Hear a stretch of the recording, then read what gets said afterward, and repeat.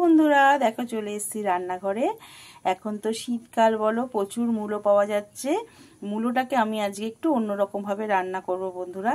দেখো মূলোটাকে আমি গ্রেটারে কুচিয়ে নিয়েছি, একদম ঝিরিঝিরি করে গ্রেটার দিয়ে কুচিয়ে নিয়েছি। কাঁচা লঙ্কা চিড়ে নিয়েছি। দেখো আমি এবার কিভাবে এক এক প্রসেস করে রান্নাটা করি। কড়াইতে তেল গরম বসাতে দিয়ে দিয়েছি। তেলটা গরম হয়ে গেছে, তার মধ্যে আমি কটা বড়ি ভেজে নেব। আগে কটা বড়ি ভেজে নিয়ে তুলে নেব। একটু লাল লাল করে বড়িটাকে ভাজবো, ভেজে তুলে দেবো। বড়িটাকে লাল করে ভেজে তুলে নিলাম। এবার ওই গরম তেলেই আমি কালো জিরে ফোড়ন দিয়ে দেব। কালো জিরের সাথে আমি কটা কাঁচা লঙ্কা দিয়ে দিচ্ছি। কাঁচা লঙ্কা একটু ভাজা ভাজা করে নিই। ভাজা ভাজা হয়ে গেছে, দেখো বন্ধুরা। একটু ভাজা ভাজা হয়ে গেলে আমি ওই গ্রেটার কুচিয়ে রাখা মূলোগুলো কড়াইতে দিয়ে দেবো। কড়াইতে সব মূলোগুলো আমি দিয়ে এবার একটু ভালো করে ওই কাঁচা লঙ্কা তেলে দিয়ে কষাবো বন্ধুরা।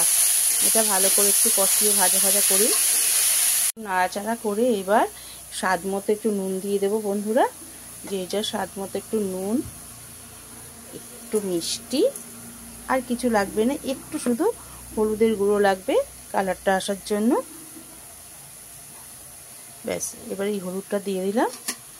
দিয়ে এবার এটাকে আবার ভালো করে কষাবো, সুন্দর করে কষাবো বন্ধুরা। দেখো মূলোটা থেকে কতটা জল বেরিয়েছে, গ্রেটারে কুচিয়েছিলাম তো ওই জন্য জল বেরিয়েছে। এই জলটা টানা অবধি এটাকে কড়াইতে নাড়াচাড়া করতে হবে বন্ধুরা। এটাকে যতক্ষণ না জলটা টেনে যায় পুরোটা, ততক্ষণ এটাকে নাড়াচাড়া করতে হবে বন্ধুরা। কষে গেছে। তারপর যে বড়িগুলো ভেজে রেখেছিলাম, দেখো হাত দিয়ে একটু গুঁড়ো গুঁড়ো করে নিয়েছি। গুঁড়ো গুঁড়ো করে বড়িগুলো এর মধ্যে আমি পুরোটা দিয়ে দেবো। দিয়ে এবার এটাকে আমি ভালো করে কষাবো। এটা কিন্তু পুরো রান্নাটাই কিন্তু গ্যাসের পুরো ফ্লেম আস্তে করে দিয়েই করতে হবে বন্ধুরা। বেশি আগুন দিলে হবে না, আস্তে করে আগুন দিয়ে তোমাকে এই রান্নাটা করতে হবে। কষানো হয়ে গেছে বন্ধুরা। সামান্য অল্প একটু জল দিতে হবে, কেননা মূলোটা সিদ্ধ হতে হবে, বড়িটা একটু নরম হতে হবে, এই জন্য অল্প করে একটু জল দিতে হবে, বেশি না। তারপর একটা ঢাকনা দিয়ে আমি চাপা দিয়ে দিলাম। 5-7 মিনিট হয়ে গেছে বন্ধুরা। এবার আমি ঢাকনাটা তুলে নেব আস্তে করে। দেখো ঢাকনাটা তুলে নিয়েছি। কি সুন্দর দেখো শুকনো শুকনো মাখা মাখা হয়ে গেছে। দেখো কি সুন্দর শুকনো শুকনো মাখা হয়ে গেছে। এবার এটাকে আমি নামিয়ে নেব বন্ধুরা।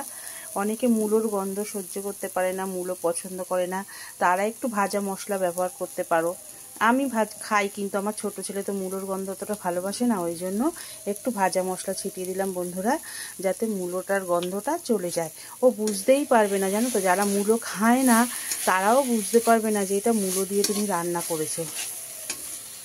সুন্দর ভাজা মশলার একটা সুন্দর সেন্ট আসবে, বোঝাই যাবে না যে এটা তুমি মূলো দিয়ে রান্না করেছো বন্ধুরা। কড়াই থেকে থালায় নামিয়ে নিলাম বন্ধুরা। এই একদম ফিনিশ হয়ে গেল আমার রান্নাটা। একবার তোমরা বাড়িতে ট্রাই করো বন্ধুরা, খুব ভালো লাগবে। টাটা বন্ধুরা।